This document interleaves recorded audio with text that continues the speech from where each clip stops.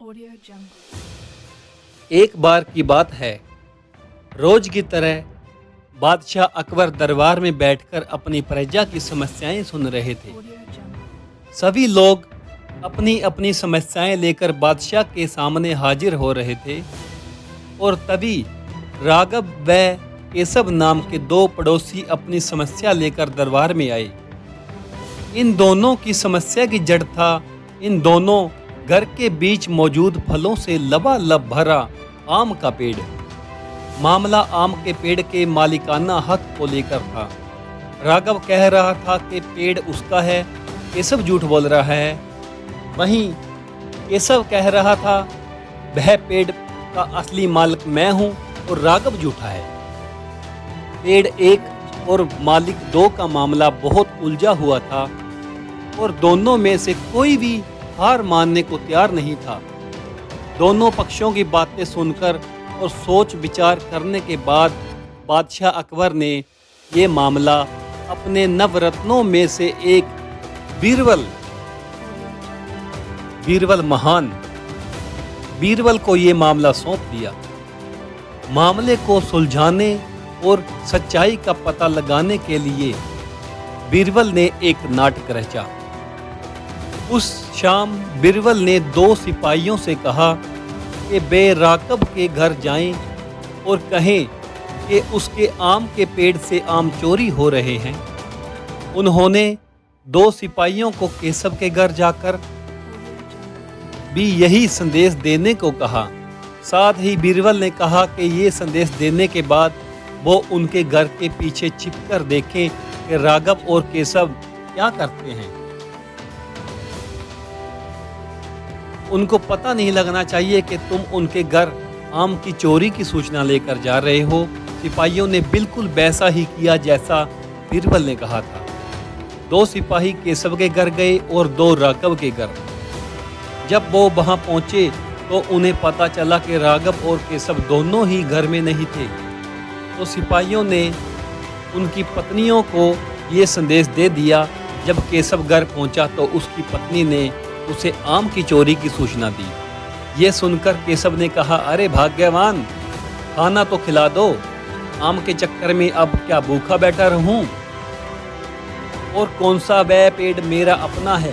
चोरी हो रही है तो होने दो, सुबह देखेंगे। ये कहकर वह आराम से बैठकर खाना खाने लगा। वहीं जब राघव घर आया तो उसकी पत्नी ने ये बात उसे बताई तो वह उल्टे पैर पेड़ की तरफ दौड़ पड़ा।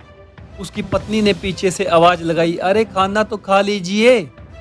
जिस पर राघव ने कहा, खाना तो सुबह भी खा सकता हूँ, लेकिन अगर आज आम चोरी हो गए तो मेरे पूरे साल की मेहनत पर पानी फिर जाएगा। सिपाहियों ने दोनों के घर के बाहर छिपकर ये सारा नजारा देखा और वापस दरबार जाकर बीरबल को बताया।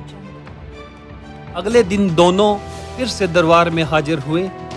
उन दोनों के सामने बीरबल ने बादशाह अकबर से कहा, जहांपना, सारी समस्या की जड़ वह पेड़ है, क्यों न हम वो पेड़ को ही कटवा दें? न रहेगा बांस न बजेगी बांसुरी।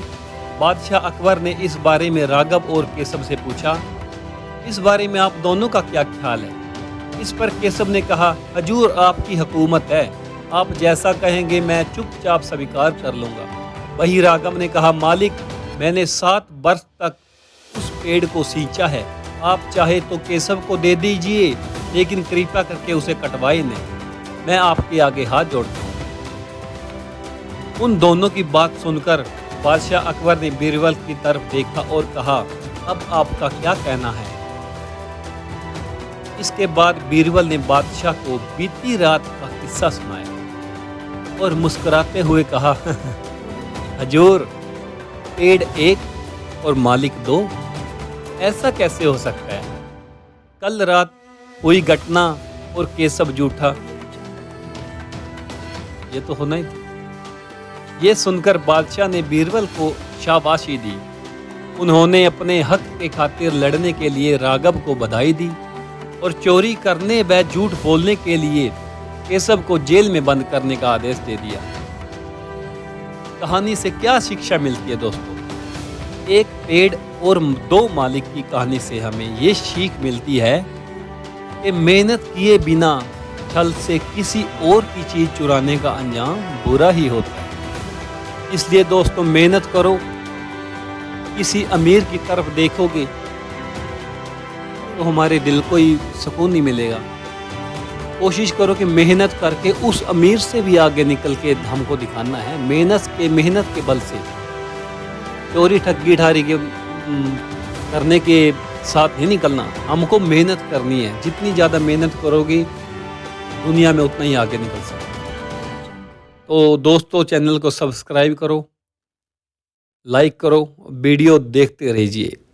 आने वाली वीडियो ज़रूर देखो दोस्तों। Thank you.